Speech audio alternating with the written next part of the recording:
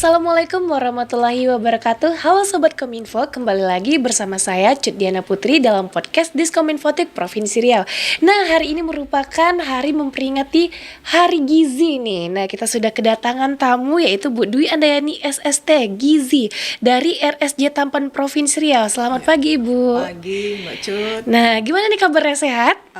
Alhamdulillah sehat. Nah, karena kita hari ini adalah merupakan Hari Gizi, kita akan membahas MPASI kaya protein hewani cegah stunting. Nah, sebelumnya kita mau tanya dulu nih, biar Sobat Kominfo tahu tentang apa sih yang dimaksud dengan MPASI, Bu? Iya, makasih Mbak Cut ya. Jadi MPASI itu adalah makanan pendamping ASI yang diberikan kepada seorang anak ya setelah dia berumur 6 bulan ke atas.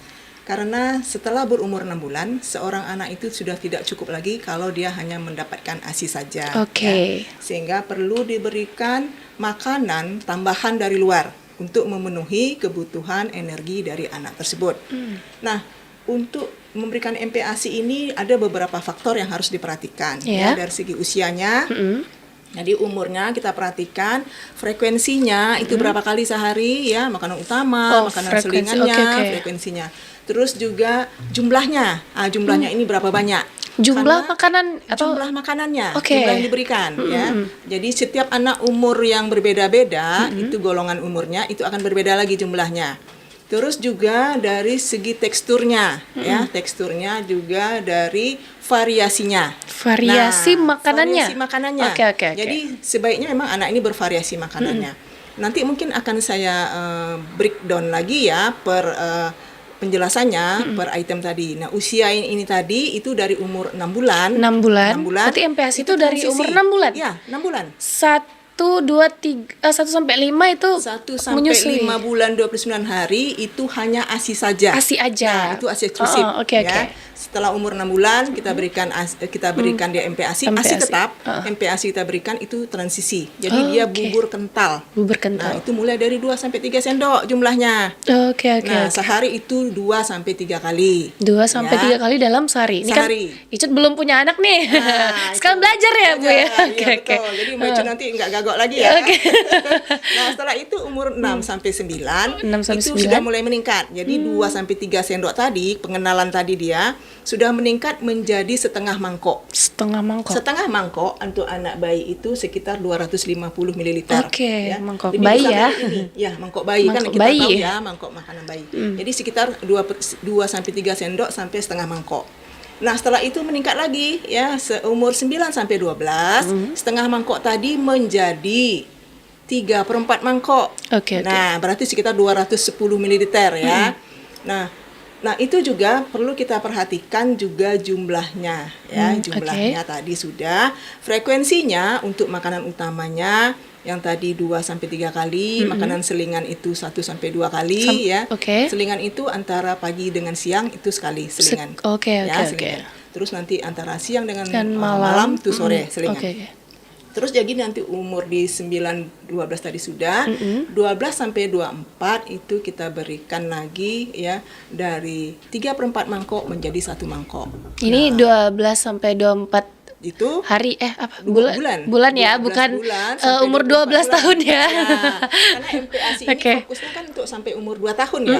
Nah, karena di situ masa perkembangan emas ya 1000 HPK itu kan sampai 2 tahun. Jadi kaitannya ke sana. Jadi itu kita perhatikan. Di samping yang tadi usianya, frekuensinya, jumlah, tekstur ini penting ya. Jadi kental. Sebaiknya bubur ini dibuat dalam bentuk kental, tidak encer. Karena apa? Karena kalau dia kental itu lebih tinggi kandungan energinya. Nah, ya. Jadi gitu ya. Berarti bunda-bunda di rumah nih untuk MPASI itu kental ya, Bu ya. Jangan sampai encer gitu. Iya, betul. Terus yang penting juga lagi responsif. Karena anak-anak ini kan susah makan. Nah, ibu-ibu nih harus sabar nih, harus telaten ya menyuapin anaknya. Karena anak umur segitu ada yang belum bisa makan sendiri. Sebenarnya memang harusnya diajar ya dari kecil tuh. Nah, ibu yang harus sabar memberikan, ya itu responsif. Terus juga bersih prosesnya bersih, peralatannya bersih, dan ibu cuci Steril. tangan pakai sabun Oke. sebelum memberikan makan ke anaknya. Nah gitu tuh bunda-bunda di rumah ya untuk MPASI anak. Nah karena ini memperingati Hari Gizi, jadi kita mulai dari bayi dulu nih. Ya. Kita membahas MPASI ini ya. Nah MPASI yang berkualitas apa aja sih yang dibutuhkan untuk seorang anak nih, Bunda? Iya. Jadi MPASI yang berkualitas itu yang dibutuhkan itu dia harus ada kandungan-kandungan zat gizi yang lengkap di dalamnya oke. ya. Sebaiknya ada kandungan kalorinya, proteinnya, lemaknya, vitamin, mineral. Semuanya ya. Semua Kelima-limanya harus ada. Ya, kelima-limanya. Jadi memang sebaiknya ibu membuat ini kandungan gizinya juga diperhatikan ya. Oke. Jadi memang tidak harus mahal kita memberi makanan Iya, anak benar-benar. ya. Dari bahan panganan yang mudah kita dapat dan harga murah itu bisa memenuhi kecukupan gizi dari anak. Oke, Bu Dwi, pertanyaannya, di luar sana itu sudah banyak yang bubur-bubur sudah jadi Instan ya. instan ya, Ya, instan. ya. Nah, itu bagaimana tanggapan Bu Nah, Dwi ini? Sebaiknya ibu-ibu ya, kalau ibu-ibu pingin memberikan yang optimal kepada anaknya supaya anaknya tumbuh dengan sehat, sebaiknya ibu-ibu Buat membuatnya sendiri. sendiri di Nah. rumah ya. Aduh, nggak sempat mau pergi kerja nih. Itu ada caranya Iya. nanti kita bisa siasati ya. Jadi ibu-ibu sebaiknya sewaktu memberikan bayi ini anak-anak kita itu makan, sebaiknya memang kalau ibu mau ya dan nilai gizinya lebih tinggi, itu bisa ibu buat sendiri. Mungkin nanti kita inikan lagi ya, kita perjelas lagi bagaimana caranya ya. Sebenarnya nilai gizinya lebih bagus juga karena bisa lebih bervariasi bahan makanannya, dan juga dia lebih sehat, ya. Sehat, oke. Terus juga dia tanpa kandungan Yang MSG, lain-lain ya, dan iya, pengawet. benar sekali. Nah, apakah sulit nih menemukan bahan-bahan makanan yang akan diolah menjadi MPASI yang berkualitas gitu? Sepertinya nggak sulit ya, Bunda. Kalau di Indonesia ya, di Indonesia dan kita nih di Pekanbaru ya, kondisinya rasanya itu tidak sulit. Semua bahan panganan itu mudah dan murah ya, ada tersedia di tempat kita, di lokasi, di tempat tinggal kita. Sehingga kita bisa memperolehnya dan kita perhatikan juga tadi ya, kalau untuk membuat MPASI itu dengan menu 4 bintang itu kita harus perhatikan. 4 bintang. 4 bintang Oke, ya. catat Jadi, nih Sobat 4 Kominfo bintang ya. Itu makanan pokok itu tadi. Makanan pokok. itu dia di situ nanti bisa saja kita memberikan anak ini dengan dalam bentuk nasi Nasi. atau dari jagung atau iya. dari ubi ya. Atau dari kentang makanan-makanan juga pokok, bisa ya? Dari kentang Oke, ya. oke. Nah, selanjutnya juga yang kedua yang tidak kalah penting, bintang yang kedua, Ibu perhatikan makanan dari kacang-kacangan. Kacang-kacangan. Ini Oke, oke. ya seperti kacang kedelai, kacang hijau, dan hasil olahannya seperti tahu, Oke. tempe, Tempe ya, oh Nah, iya, itu oke, bisa oke. kita berikan. Terus juga sayur dan buah. Itu Nah, wajib. Ini yang penting ya. Ini paling yang sering penting. ditinggalkan masalahnya. Agak Kenapa susah ya? anak-anak kita sulit makan Sayur, sayur dan buah? iya. Karena dari kecil, Tidak dari diajarkan. bayi, mulai dari 6 bulan itu tidak dibiasakan si anak ini untuk makan sayur dan buah, sehingga sampai Oke, besar si baik. anak ini sulit untuk Berarti makan dari- sayur dan buah. Dari umur 6 bulan ya harus Iya, diajarkan sudah ya Bu mulai Dwi. kita Oke, perkenalkan. sudah mulai. Jangan Iya. udah 1 tahun baru diperkenalkan ya. Betul. Biasanya kalau misalnya di umur 6 bulan tuh kebanyakan bunda-bunda tuh ada masukin brokoli kayak gitu ya. Iya. Terus sayur apa lagi ya? Wortel bisa. iya. Iya. Itu kan bisa ya. Bisa. Terus yang penting lagi, ini makanan kaya zat besi yang bersumber protein hewani. Nah, Nah, itu seperti ikan ya, Daging, daging, nah, ayam. hati, ayam. Banyak sebenarnya. Jadi rasanya ini mudah didapat di tempat kita ya. Iya, Dan benar. harganya pun relatif terjangkau. Iya, Indonesia loh kaya. Indonesia kaya akan bahan Kenapa pangan kita tidak lokal. bisa membuat MPASI sendiri? Betul. Kenapa harus yang instan Kenapa ya? harus yang instan, betul. Kalau bisa buat sendiri, instan nggak perlu lagi gitu. Kecuali kita dalam keadaan yang mendesak ya, Iya. Ibu Dewi ya. Nah, apakah ada hubungan antara MPASI yang berkualitas dengan generasi emas kita sebentar lagi nih, Bu Dewi? Iya, jadi jelas memang ada hubungannya ya, erat sekali hubungannya antara makanan ASI yang berkualitas dengan generasi emas. Kenapa demikian? Karena apalagi di 1000 HPK, kita Iya. sangat penting memperhatikan mulai dari masa ibu hamil ya. oke. Masa ibu hamil itu sekitar 9 bulan ya, berarti 270 hari, terus nanti 730 harinya setelah persalinan. Nah, ini penting karena apa? Di masa emas ini perkembangan sel otak itu, pertumbuhan si anak, pertumbuhan fisik, pertumbuhan sel otak anak itu besar di sana. Oke. Sekitar 80% itu perkembangan sel otak terbentuk di sana. Nah, inilah masa emas yang harus kita kejar, harus diisi. Karena kalau tidak kita manfaatkan di masa emas ini, periode kritis di sana. Artinya kita kehilangan kesempatan. Oke. Karena pertumbuhan dan perkembangan sel otak tadi memang pesat di sana. Jadi kalau tidak dimanfaatkan, maka kita akan kehilangan masa emas tersebut dan waktu tidak bisa diputar mundur.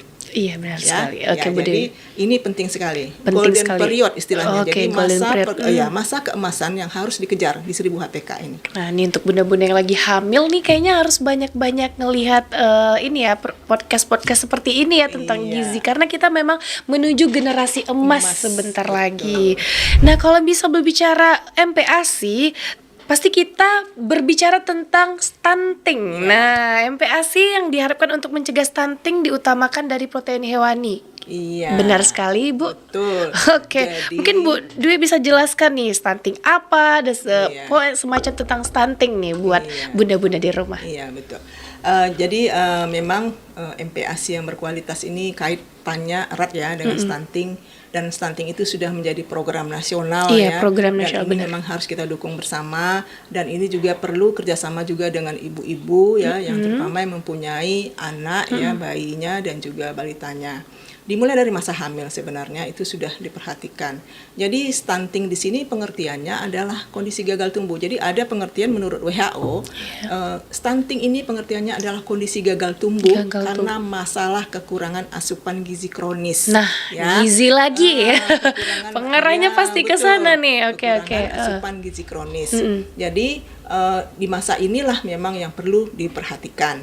Nah, selanjutnya Kemenkes lebih mempertajam lagi ya definisinya stunting ini apa. Jadi di Kemenkes mempertajam lagi, bila seorang anak yang panjang badan atau tinggi badan ya tidak sesuai dengan umur dan dia berada di bawah standar deviasi. Kita ada punya standar deviasi yang berada di bawah -3 standar deviasi, itu masuk dalam kategori stunting. Maksudnya jadi, panjang badan menurut umur. Jadi panjang badan atau tinggi badan. Jadi kita membedakan. Kalau panjang badan itu untuk anak umur di bawah 2 tahun, dia diukurnya telentang. Dia panjang badan. Kalau anak sudah umur 2 tahun ke atas ya, itu dia tinggi badan. Jadi kalau di sini karena memang kita 2 tahun, jadi panjang badan anak tersebut ya tidak sesuai dengan umurnya. Kalau stunting kan sampai balita ya. Makanya dia panjang badan ataupun tinggi badan tidak sesuai menurut umurnya. Ya. Jadi dia di bawah standar deviasi -2 standar deviasi. Itu yang dimaksud dengan stunting ya. Terus apa lagi tadi? Berbahas gizi. Kita menjelaskan tadi tentang ini ya, stunting ya Bu ya. Gimana tuh cara mencegah stunting yang diutamakan dari protein hewani? Iya. Jadi dari protein hewani karena dia memang nilainya lebih tinggi ya, value available-nya lebih tinggi dari protein nabati, sebaiknya memang ibu-ibu mengutamakan yang protein hewani. Kalau misalnya ibu-ibu nih bingung dengan dana sekian, kira-kira apa ya yang mau dibeli antara protein hewani dan protein nabati? Mungkin ibu fokuskan dulu protein hewani. Tetapi kalau memang anggaran ibu ada, sebaiknya dua-duanya, ada hewani, ada nabati ya. Nah, ini juga penting karena nilai available yang tinggi ini dia bisa mempercepat ya proses untuk pencegahan stunting ini. Jadi itu kenapa penekanannya berilah anak dengan protein hewani. Ya, utamakan dan sempurnakan dengan nabati, protein nabati. Satu lagi pertanyaan yang mungkin masyarakat di luar bertanya-tanya juga nih Bu Dokter, terkait tentang susu nih. Nah, susu-susu di luar apa sih, kotakan gitu kan. Sekarang bunda-bunda nih kan sukanya yang emang serba instan. Nah, itu tuh berpengaruh nggak gizi untuk ke stunting kah atau ke kesehatan anak yang lain gitu. Lebih banyak mengkonsumsi susu daripada, bukan ASI ya, susu instan daripada kita mengkonsumsi MPASI yang kita buat nih anak-anaknya kan, karena anak zaman sekarang agak susah juga ya kan. Gimana tuh Bunda? Ya. Bunda, Ibu Dwi. Mungkin meralat juga. Kalau ibu bukan dokter ya, ahli gizi. Nah, jadi kalau susu, kita lihat lagi susunya. Ada susu peruntukan untuk bayi ya, dan susu yang bukan peruntukan untuk bayi. Nah, sekarang yang ada yang berkembang di masyarakat ya, mungkin karena faktor ketidaktahuan, Jadi susu yang bukan untuk bayi diberikan kepada bayi. Nah, itu dia. Nah, itu menyalahi ya. Karena ini bisa menyebabkan atau menimbulkan diare pada anak. Kalau susu-susu kemasan, susu kaleng, misalnya susu kental manis itu peruntukannya bukan untuk bayi, ya. Jadi sebaiknya memang kalau mau memberikan susu bayi, lihatlah komposisinya, dan ini peruntukannya untuk anak umur berapa, itu ada di sana komposisinya. Yang kotak-kotakan strawberry, coklat itu kan anaknya baru masuk 1 tahun, biar nggak nangis udah kasih ini aja dulu kayak gitu kan, kebanyakan bunda-bunda kayak gitu ya. Nah, itu gimana tuh tanggapan Bu Dwi tuh? Jadi gini, sebaiknya ya kita sebagai praktisi kesehatan tetap berikan ASI sampai 2 tahun ya. Dan kalau misalnya kondisi tidak memungkinkan ya, ibu misalnya bekerja, ibu masih tetap memerah ASI, bisa disimpan di kulkas. Nah, udah banyak alat-alatnya ya, Bu. Udah banyak alat-alat. Alat pompa sudah banyak. Iya. Jadi sebenarnya tidak ada alasan. Kenapa? Lebih praktis itu kita si ibu memberikan ASI kepada bayinya. Lebih ekonomis. Dia tidak membeli, ya. Terus juga kenapa ASI ini juga penting diberikan kepada si bayi? Ini juga untuk kesehatan si ibu juga. Benar-benar. Kesehatan si ibu juga. Dan nilai gizi dari ASI itu tidak ada tandingannya dengan nilai gizi susu formula yang ada di pasaran. Nah, susu formula maksudnya. Tidak ada tandingannya. Nilai gizi ASI itu lebih tinggi, sangat tinggi, sangat sempurna ya nilai gizinya. Tidak ada satupun yang bisa menandingi. Seperti susu kolostrum yang ada dijual itu. Iya. Itu tidak bisa. Artinya kolostrum dari air susu ibu akan berbeda dengan kolostrum dari sapi. Oke, iya benar. Iya, beda. Ya. Jadi itu sapi untuk anak sapi. Kalau ibu untuk anak kita. Iya, betul. Jadi itu memang perlu ya diperhatikan. Iya, benar-benar. Ibu-ibu. Jadi sebaiknya kalau ibu-ibu memang punya kesempatan, kalau bekerja bisa disiasati, diperah, disimpan. Ya. Itu juga salah satu mencegah stunting juga ya, Bu Dwi ya. Nah, gitu loh bunda-bunda. Ini kotakan-kotakan yang udah jadi yang harusnya dimakan sama umur 5 tahun, anaknya masih 1 tahun udah dikasih. Nah, kebanyakan sekarang ibu-ibu muda ya gitu. Lebih praktis, lebih aman katanya kan. Karena biasanya susu-susu yang instan itu kadar glukosanya tinggi ya. Anak-anak yang belum itu belum kuat ya pencernaannya, itu bisa menyebabkan diare. Jadi ini perlu juga menjadi perhatian ya. Iya, deh buat bunda-bunda di rumah ya. Nah, apa saja yang sebaiknya dilakukan oleh seorang ibu agar anaknya tidak menderita stunting nih Bu Dwi? Ya.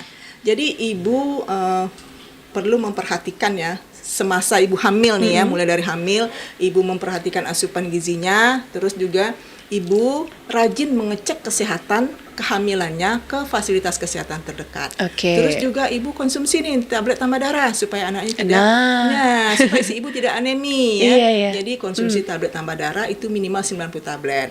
Ibu bisa mintanya di posyandu atau Vaskes terdekat, fasilitas kesehatan terdekat. Terus juga ibu hamil ini dia perlu ya artinya dia mempersiapkan dirinya ya untuk dia nanti kelak bisa menyusui bayinya. Nah, itu tuh yang paling penting ya. Jadi mulai dari dia dia hamil ini dia sudah mulai masase payudaranya.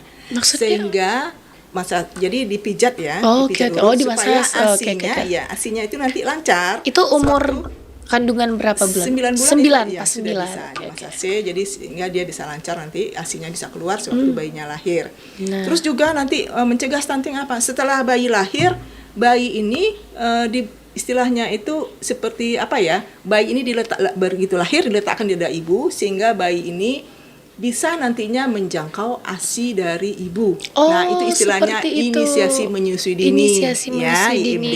Berarti ditempel dulu gitu. Iya, ditempelkan. Terus juga nanti ASI eksklusif 6 bulan ini jangan ditinggalkan. Jangan ditinggalkan. Jadi tidak bisa diberikan makanan ataupun minuman apapun ya, sebaiknya tidak diberikan selama 6 bulan. Jadi ASI saja. ASI saja yang diberikan sampai 6 bulan.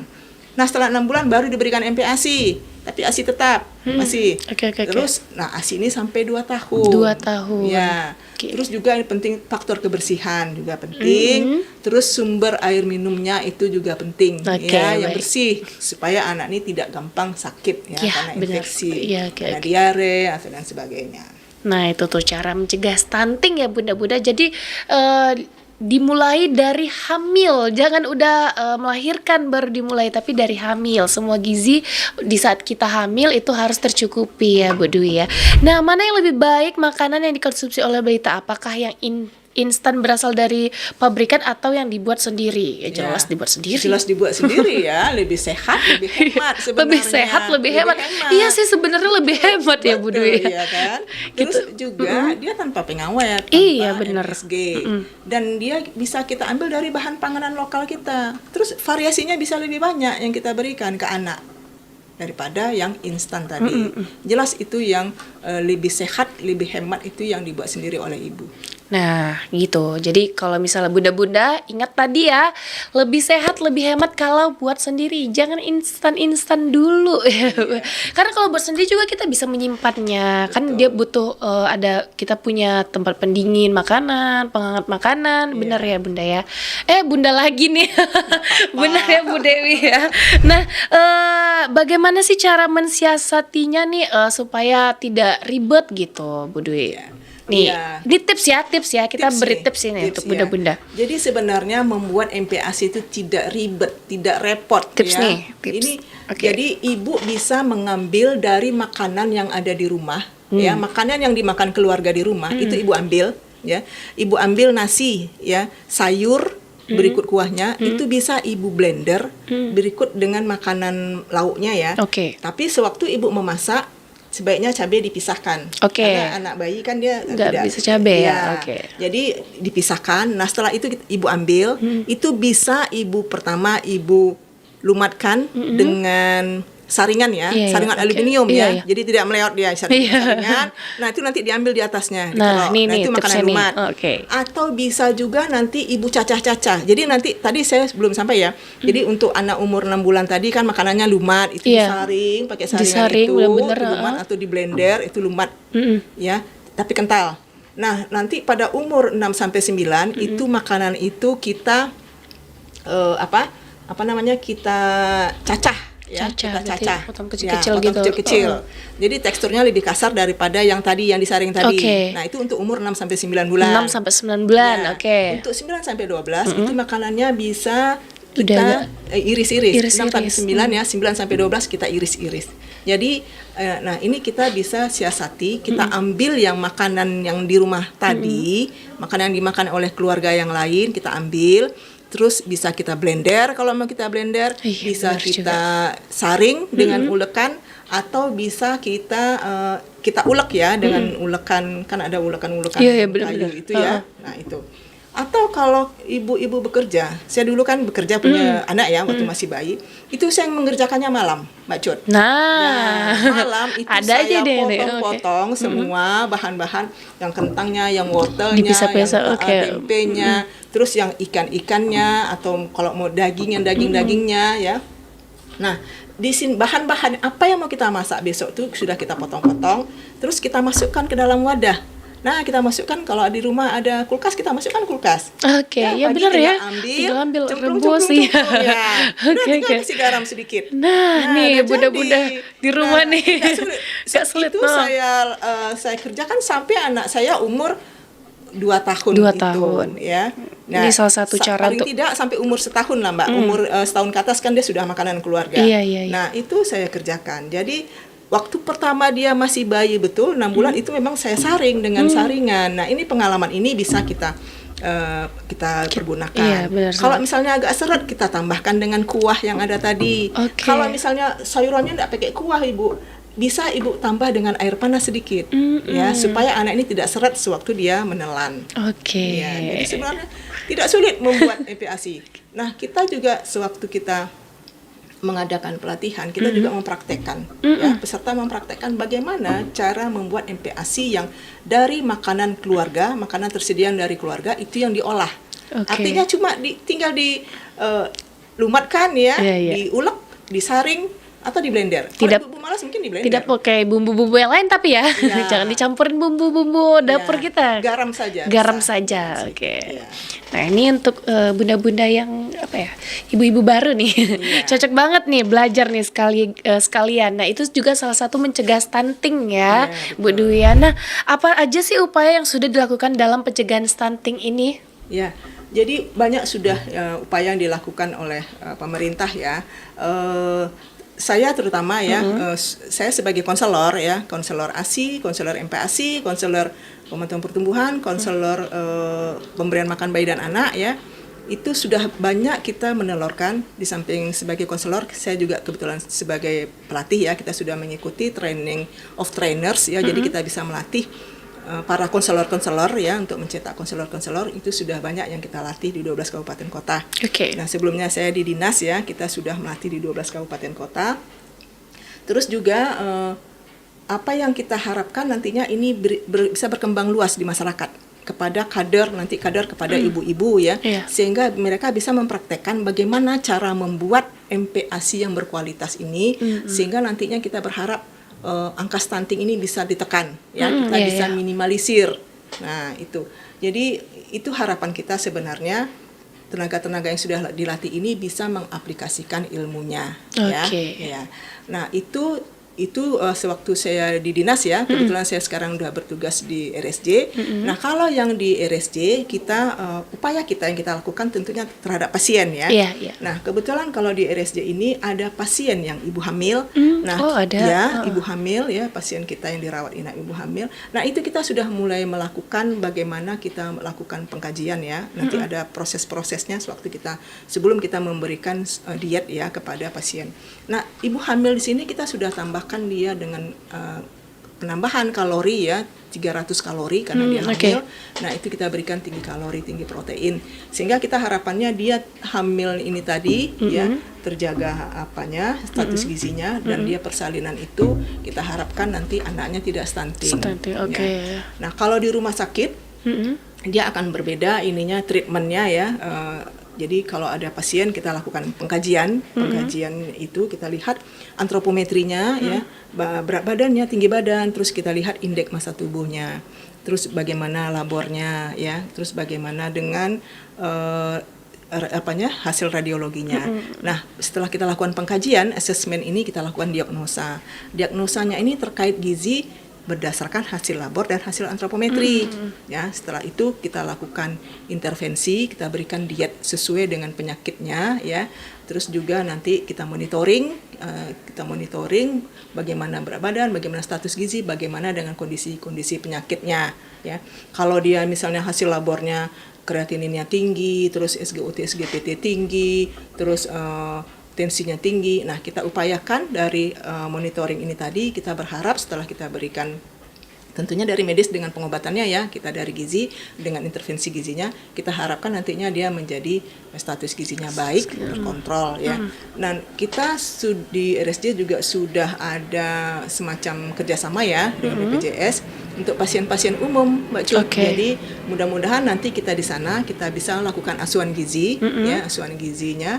Kita berharap nanti mulai kalau ada pasien-pasien yang golongan-golongan rawan seperti ibu hamil, bayi, balita ya, terus bisa saja lansia atau remaja, kita bisa masukkan dari asuhan gizinya. Nah, tadi berbicara pasien terakhir nih ya Bu Dwi ya, banyak sekali nih pasien-pasien rumah sakit yang nggak mau makan makanan rumah sakit. Nah, ini harusnya diberitahu nih kepada Sobat Kominfo nih Bu Dwi. Nah, sebenarnya masakan rumah sakit itu kan umumnya masakan diet. Nah, itu yang perlu kita camkan. Masakan rumah sakit bukan makanan yang kita dalam keadaan sehat. Dalam keadaan sehat kita enak ya makannya ya. Rasanya enak. Kalau masakan rumah sakit, jelas kalau dia misalnya hipertensi, dia rendah garam. Kalau rendah garam, kita aja kalau kekurangan garam kan nggak enak. Nah, itu yang perlu diperhatikan. Artinya kita harus memotivasi pasien, memotivasi diri. Kalau mereka ingin sehat, berarti mereka harus makan memang makanan yang sesuai diet dengan penyakit yang mereka derita. Karena kalau memang belum lagi nanti yang rendah lemak itu tanpa goreng. Ada yang nggak mau makan tuh. Nah, itu memang untuk peruntukan bagi penyakitnya. Nah, sekarang tergantung pasien. Kalau pasien mengutamakan enak di mulut tapi penyakit di badan, mereka tidak makan gitu. Tapi kalau mereka mengutamakan yang penting mereka harus sembuh, Nah, ini memang Harus makanan dihabiskan. peruntukan untuk Iya. penyakitnya gitu. Nah gitu loh Sobat Kominfo. Ini kebanyakan nih pasien-pasien di rumah sakit kita ya, Bu Dwi itu ya. dia, iya, Pasti betul. bingung nih kenapa nggak dimakan Iya. gitu ya. Padahal itu tuh sudah ditentukan kadarnya. Iya, Benar karena sekali. kita menentukan diet itu tadi, kita sudah melakukan prosesnya dari awal, ya dari proses pengkajian tadi, asesmennya sudah kita lakukan. Terus karena dari hasil labornya kita lihat, dari hasil rongsennya kita lihat, radiologi. Terus juga dari segi antropometrinya tadi, berat badan, tinggi badan, indeks massa tubuh, baru kita lakukan diagnosa. Nah, diagnosa ini sesuai dengan penyakit yang diderita oleh pasien. Benar. Setelah itu baru kita intervensi kita dengan berikan diet itu tadi. Jadi diet ini tidak asal saja kita buat, tapi memang berdasarkan penyakit dan itu memang makanan yang memang dibutuhkan untuk sesuai dengan penyakit yang diderita oleh pasien. Gitu. Oke, terima kasih nih Bu Dwi. Nah Bu Dwi, karena waktu kita sudah menunjukkan pukul sekian. Sekian. Oke, mungkin sedikit statement nih atau kesan dan pesan Bu Dwi kepada Sobat Kominfo dan Diskominfotek. Silakan. Baik, ibu-ibu, jadi kalau kita memang menginginkan anak-anak kita tumbuh dengan sehat ya, dengan cerdas, nah sebaiknya kita memberikan MPASI itu dengan kita buat sendiri. Mungkin kita bisa berupaya ya dengan cara yang sudah saya sebutkan tadi, siasati dengan caranya, bisa mudah dibuat ya. Apakah ibu bisa membuat MPASI itu dengan di blender, diulek ataupun disaring? Itu kita ambil dari makanan yang ada di tengah keluarga kita. Jadi tidak perlu khusus. Tetapi kalau ibu-ibu mau cara yang mudah, bisa ibu buat, ibu rajang-rajang di malam hari ya, bahan-bahan yang akan ibu masak, pagi-pagi tinggal ibu cemplungkan saja di panci ya. Jadi dia sudah berbentuk nasi tim gitu. Jadi yang penting 4 bintang tadi ibu-ibu ya, ada di situ ada makanan pokok, terus juga ada sumber hewaninya. Yang penting nih sumber hewani ya Bu ya, hewani juga nabatinya, terus juga sayur buahnya ibu perhatikan juga. Ya, sehingga 4 bintang ini bisa didapat kalau 4 bintang sudah ibu berikan kepada anak-anak ibu, mudah-mudahan insya Allah anak ibu tidak akan mengalami stunting ya. Jadi stunting ini adalah kita bersama ya, upaya kita bersama sehingga kita tidak ada lagi kasus-kasus stunting ya. Harapan kita tidak ada lagi kasus stunting di masa-masa yang akan datang. Nah, mungkin itu. Oke, terima kasih Bu Dwi. Nah, itu dia Sobat Kominfo. Ayo kita cegah stunting ya dengan memberikan gizi baik mulai dari kehamilan hingga masa kini. Nah, oke, Sobat Kominfo, kita sama-sama mengucapkan selamat Hari Gizi ya Bu Dwi ya. Ke kamera kita sebelah sana. Selamat Hari Gizi. Nah, oke Sobat Kominfo, jangan lupa terus saksikan podcast Diskominfotik Provinsi Riau di YouTube channel Diskominfotik Provinsi Riau. Saya Cudiana Putri, mohon undur diri. Wassalamualaikum warahmatullahi wabarakatuh.